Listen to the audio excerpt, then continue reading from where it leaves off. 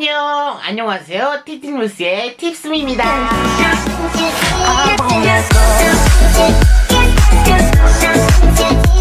오늘 시사톡톡 시간에 알아볼 단어는 바로 노비즘이라는 단어인데요. 노비즘? 어서 많이 들어보지 않으셨나요? 네, 맞습니다. 뉴스나 인터넷 등에서 많이 유행하고 있는 정말 핫한 시사 단어입니다. 하지만 청소년분들이나 일반인분들은 자세히 찾아보지 않는 이상 그냥 그런 거구나 이렇게 넘어가실 텐데요. 제가 정확하고 세밀하게 알려드리도록 하겠습니다. 노비즘이란 쉽게 정리해서 개인주의 사고를 바탕에 둔 행동입니다. 내가 남 뒷마당에 쓰레기를 버릴 때는 되고 남이 우리 집 뒷마당에 쓰레기를 버릴 때는 안 된다. 이것이 바로 노비즘이라고 볼 수 있는데요. 이 노비즘이란 단어는요, 이기주의적 의미로 통용되는 님비 현상과 비슷한 의미로 쓰이기도 합니다. 노비즘은 이웃이나 사회에 피해가 갈 때에는 무관심으로 일관하지만 막상 자신이나 자신의 가족에게 피해가 올 때에는 정말 극하게 싫음을 표현합니다. 이처럼 자신이 겪는 피해에만 집중하고 남이 겪는 피해는 생각지도 않는 정말 이기주의적인 사고 방식이죠. 요즘 우리 대한민국도 너무 개인주의 사회로 변하고 있습니다. 이웃 주민과의 정은 더 떨어지고 있고 개인의 능력만 중시되고 있는 사회로 변하고 있죠. 이러한 사회에서 우리 청소년 또는 성인분들의 역할이 무엇일지 저는 궁금합니다. 서로를 배려하며 이타적인 삶을 추구해보는 게 어떨까요? 이상 팁팁뉴스의 팁숨이었습니다. 안녕하세요. 팁팁뉴스의 팁숨이 팁숨이 댄싱 머신 팁숨입니다.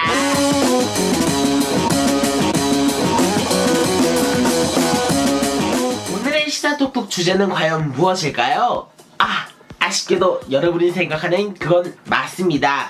제목 보고 아셨나요? 오늘 알아볼 단어는 펫코노미입니다. 펫코노미는 애완동물, 펫과 이코노미, 경제를 합성한 단어인데요. 아주 오래전부터 인간은 소, 돼지나 고양이, 개 등과 같이 공생적인 삶을 살아왔는데요. 그중 어리석게도 인간의 판단으로 어느 쪽에는 애완동물로 어느 쪽에는 가축으로 나뉘기 시작했습니다. 요즘은 대한민국 1천만 이상의 세대가 애완동물을 키운다고 하니까 생각해보면 우리나라 인구가 5천만 명이라고 했을 때 5명 중에 1명이 키우는 꼴은 되겠군요. 이처럼 요즘은 동물을 동물이 아닌 가족처럼 여기는 사람들이 늘고 있습니다. 저도 그렇고요. 그래서 애완동물을 가족의 일원처럼 보살피고 지켜주는 펫팸족이라는 말과 반려동물 시장을 일컫는 펫코노미라는 말이 생겨나기 시작했습니다. 지금 영상을 시청하고 계신 분들 중에도 반려동물을 키우고 계신 분들 참 많으실 텐데요. 아까 제가 앞에서 언급했듯 노년층과 싱글층이 늘어남에 따라서 대한민국 약 5천만 국민 중에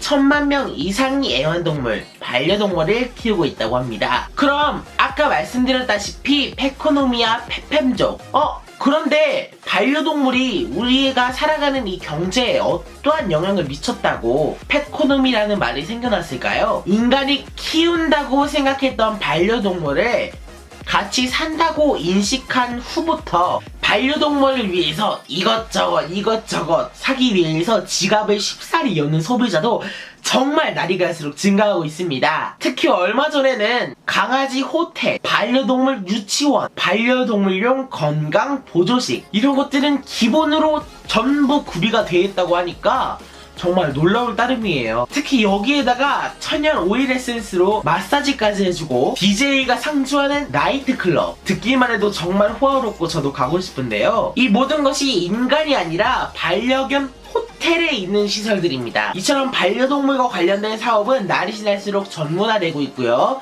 세부화되고 있습니다. 건국대학교에서는 동물을 위한 응급센터, 응급실까지 만들었다고 합니다. 특히 동물 전용 안과, 동물 전문 치과, 한의원 등 여러 시설이 날이 지날수록 쏟아져 내려 만들어지고 있습니다.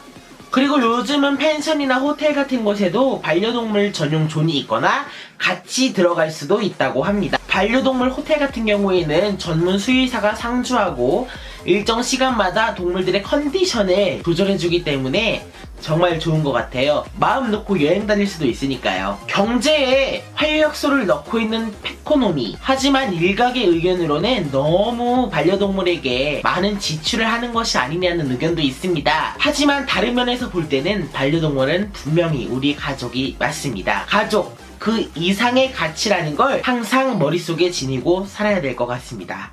감사합니다.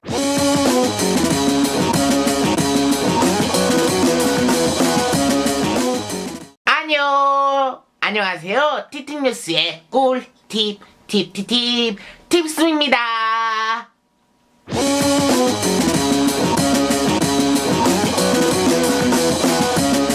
요즘은 면역력이 떨어져서 감기가 쉽게 걸리는 겨울이라는 계절이 오고 있잖아요.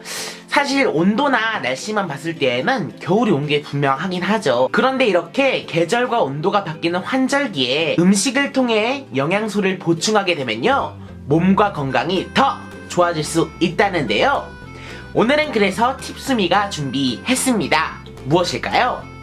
네, 맞아요. 환절기의 건강을 내가 책임지겠다. 면역력을 키울 수 있는 식품 6가지를 소개시켜드리도록 하겠습니다. 그럼 다같이 출발해볼까요? 출발! 첫 번째는 마늘입니다.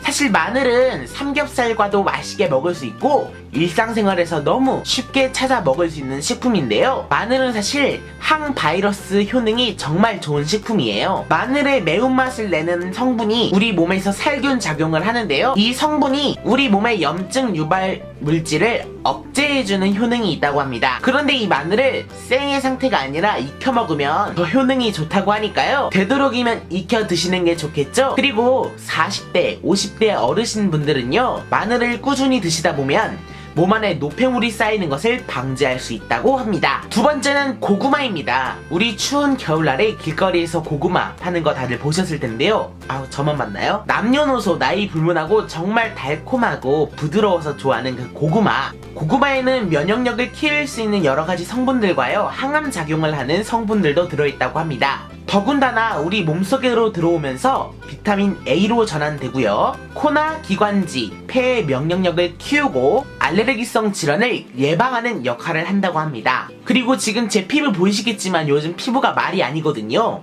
이런 환절기 때 피부 정말 잘 관리하셔야 하는데, 이때 고구마를 드시게 되면 더 매끈매끈한 꿀 피부가 될 수 있다고 합니다. 세 번째는 견과류입니다. 견과류를 드시면요, 두피, 모발에 정말 좋은 역할을 하는데, 너무 과하게 드실 경우에는 변비를 유발할 수 있고 열량이 너무 높아서 살이 많이 찌실 수 있으니까 무엇이든지 적당히 드시는 게 중요할 것 같습니다. 네 번째는 브로콜리입니다.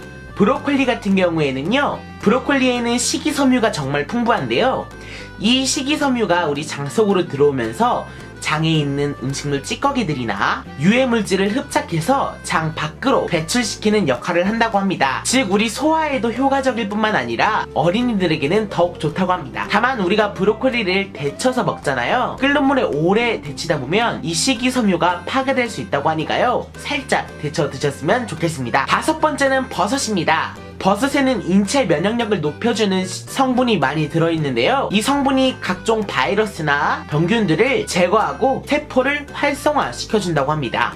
여섯 번째는 연어입니다. 연어에는 불포화지방산인 오메가3가 정말 풍부하다는 사실 알고 계시겠죠? 이 오메가3가 백혈구를 활성화시켜서 각종 바이러스나 면역력을 저하시키는 성분들을 다 제거시켜주기 때문에 환절기 대표 건강식품으로 뽑히고 있습니다. 네, 오늘 이렇게 여러가지 음식들로 면역력을 키우는 방법을 알려드렸는데요, 요즘 팁수미도 정말 추워서 패딩 단단히 입고 다니고 있습니다. 여러분들도 환절기 감기 조심하시고 꼭 좋은 모습으로 다음 영상에서 찾아뵙도록 하겠습니다. 안녕.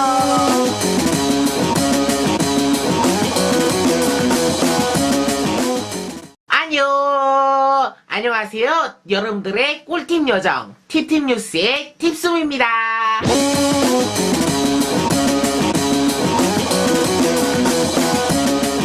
오늘은 오늘은 제가 저 혼자만 알고 있었던 보건소 꿀팁을 알려드릴 건데, 이 꿀팁은 정말 일상생활에서 큰 도움이 되기 때문에 지금 시청하고 계신 구독자분들 뿐만이 아니라 주변 지인분들께 꼭꼭 전달해 주셨으면 좋겠습니다. 솔직히 말해서 지금 저와 같은 학생들이나 일반적인 성인분들은 보건소에 어떠한 무료 검사가 있는지, 무료 서비스가 있는지 그런 부분을 잘 모르시거든요. 그래서 일반 병원에 가서 비싼 진료비나 비싼 검사비를 내는 경우가 정말 많은데, 이제 보건소에서 제공하는 무료 혜택을 함께 즐겨볼 준비 되셨나요? 첫 번째는 여러분들이 다 알고 계시는 금연에 관련된 겁니다. 금연을 결심하게 되었다고 보건소에 가서 상담을 받으시면요, 개인 맞춤형 금연 상담과 더불어서 일산화탄소 측정 검사, 니코틴 패치 등 금연 보조제를 무료로,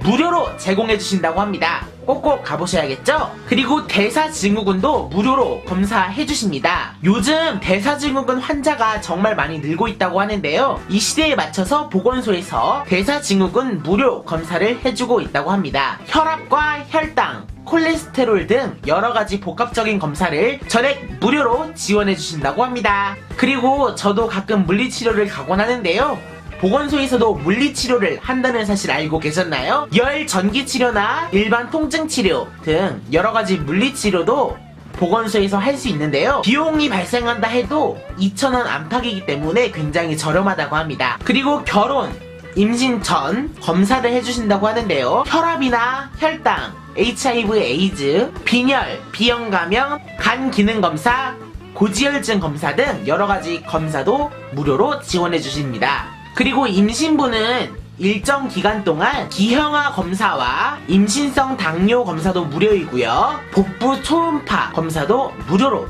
지원받으실 수 있습니다. 특히 임신부분들은 철분이 많이 부족하잖아요. 출산 전까지 철분제를 무료로 또 지원해 주신다고 합니다. 물론 지역 또는 각 지역 보건소의 특징 또는 장비에 따라서 무료의 여부가 달라질 수 있고, 그 장비가 있을 수도 없을 수도 있습니다. 그렇기 때문에 항상 방문하시기 전에 전화 연락을 통해서 보건소에 미리 알아보고 가는 게 좋겠죠? 무료 혜택과 여러가지 서비스를 제공하는 보건소, 우리 함께 이용해보는 거 어떨까요? 그럼 지금까지 TT뉴스의 팁숨이었습니다.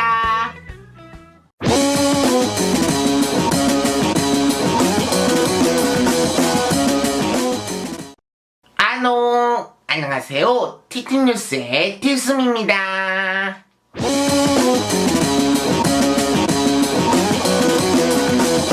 오늘 꿀팁은 미세먼지가 많은 날 해야 할 꿀팁 팁 방출! 많은 분들이 미세먼지에는 삼겹살이 좋다고 말씀하시는데요, 사실 의학적으로는 미세먼지에 좋은 음식이 밝혀진 것은 없습니다.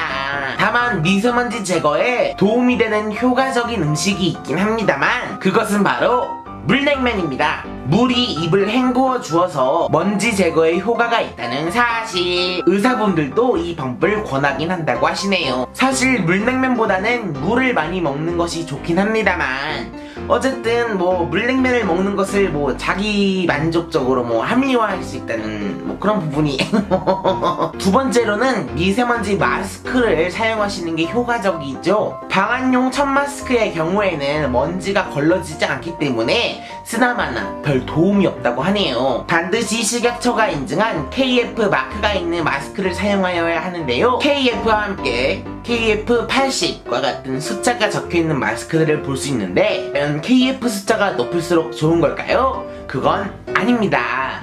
80, 94, 99 등 숫자가 의미하는 것은 미세먼지를 막을 수 있는 퍼센테이지를 뜻하는데, KF80이 딱 적당하다고 하는데, 그 이유는 미세먼지를 많이 막을수록 호흡에는 방해가 되기 때문에 노약자나 어린이, 임산부분들은 KF80이 딱 적당하다고 하네요. 아 맞다, 어린이는 마스크를 소형으로 구매하시면 안 되고요, 소형은 성인용입니다. 아동용, 어린이용, 소인용 마스크를 사용하셔야 합니다. 미세먼지 수치가 보통이라고 안심하시면 안 됩니다. 바닥에 미세먼지가 가라앉아 있기 때문에 차가 지나갈 때 그 가라앉은 미세먼지가 다시 위로 떠오르고 그 미세먼지를 우리는 다시 마시게 되죠. 그 밖에서도 조심해야 합니다. 외부 공기 차단 기능을 꼭 사용하시고요. 내부 공기 순환 버튼을 누르시고 가능한 창문을 안 여시는 것을 추천드립니다. 오늘 이렇게 티티뉴스와 미세먼지 많은 날 해야 할 요령을 함께 알아봤는데요. 좀 도움이 되셨을까요? 저는 그럼 지금 바로 물냉면을 먹으러 갈 테니까요. 여러분들도 꼭 참고하셔서 미세먼지 많은 날 건강 챙기시기 바라겠습니다. 그럼 안녕.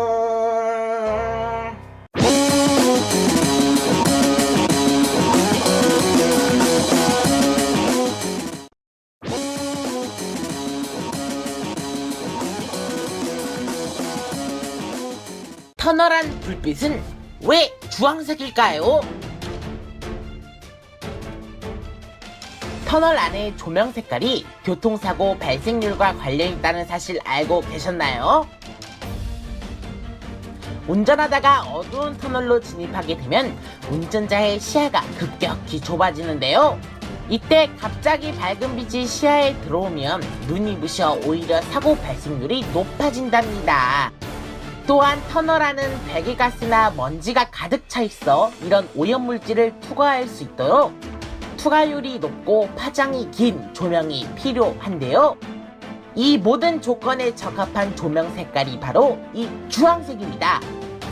하지만 주황색 조명은 앞차의 브레이크 램프가 약할 경우 인식이 어려워 사고의 위험성이 업! 터널 안에서는 안전속도 지키기, 앞차와 안전거리 유지하기 등 여러가지 방법을 숙지하시고 꼭 기억하시고 안전운전하세요. 팁스미가 응원할게요.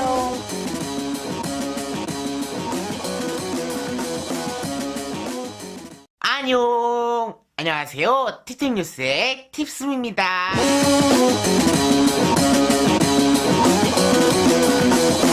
여러분 안녕하세요. 반갑습니다. 1년에 한 번 정도?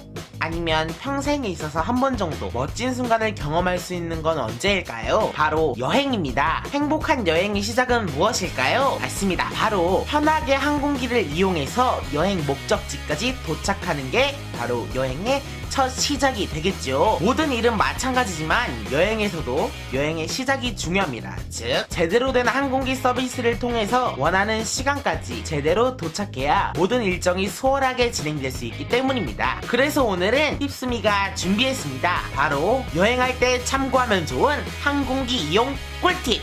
그럼 출발! 첫 번째, 비행기에서 꿀잠 자는 법. 기내에 있는 시간이 많은 장거리 여행이라면 꼭 편안한 옷차림과 수면 아이템을 지참하셔야 합니다. 화려한 공항 패션은 입구에서만 즐기시고 비행기에 탑승하시면 편한 트레이닝복이나 캐주얼 복장으로 갈아입는 걸 추천드립니다. 또 슬리퍼나 실내화를 미리 준비하셔서 비행기 내에서 편안하게 움직이고 돌아다닐 수 있게끔 준비하시는 게 좋고요. 평소에 불면증이 있으시거나 소음이 있으면 잠을 잘 못 청하시는 분들은 귀마개나 안대 등을 지참하시면 더욱 꿀잠을 자실 수 있습니다. 그리고 평소에 피부가 건조하시다면 마스크팩은 정말 필수겠죠? 일부 항공사들은 에어컨을 정말 심할 정도로 강하게 트는 경우가 있기 때문에요. 본래 추위를 많이 타시는 분이라면 따로 담요를 준비하시는 게 좋겠습니다. 두 번째, 술보다는 주스를 선택하십시오.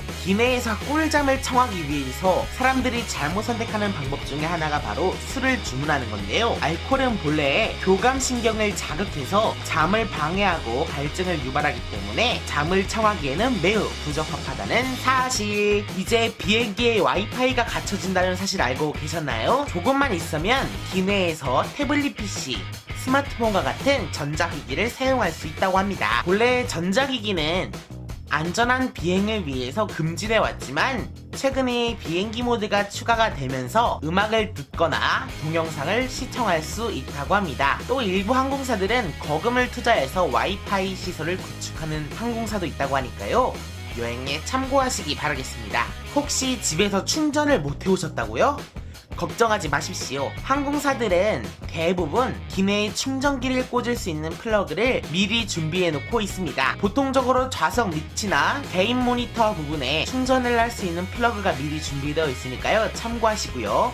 외국 항공사의 경우에는 우리나라에서 사용하는 플러그와 호환이 안 될 수 있으니까 미리 확인해 보시는 게 좋겠죠? 그리고 특별 기내식을 주문하실 수 있습니다. 실제로 특별 기내식은 종교적인 이유나 체질적인 이유로 기내식을 먹지 못하는 승객분들을 위해서 별도의 특별 기내식을 준비해 놓고 있다고 합니다. 자세한 내용은 정중하게 승무원에게 문의해 보는 게 좋겠죠? 다만 특별 기내식 주문에 있어서 추가 비용이 발생할 수 있다는 점 감안해 주시기 바랍니다. 오늘은 이렇게 간단하게 항공기 이용에 있어서 대표적인 꿀팁 3가지를 알려드렸는데 이 중에 승무원분들의 도움이 필요한 경우에는 정중하게 그 부분을 문의하고 도움을 받는 게 정말 좋겠습니다. 그럼 다음에는 더 유익하고 좋은 정보로 찾아뵙도록 하겠습니다. 안녕.